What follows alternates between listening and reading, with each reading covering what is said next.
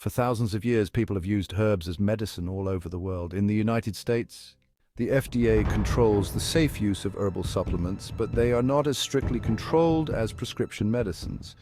It's important to understand the herbs you're using. The quality of herbs also matters.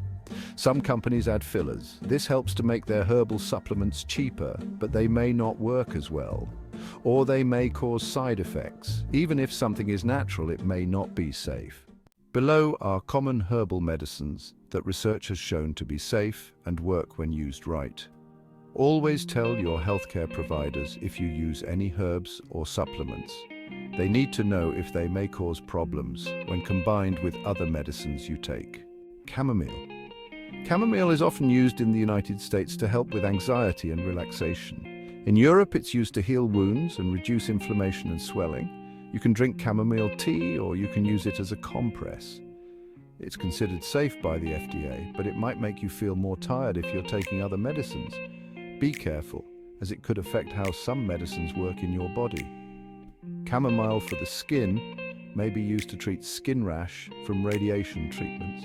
Chamomile in a capsule may be used to ease vomiting from chemotherapy.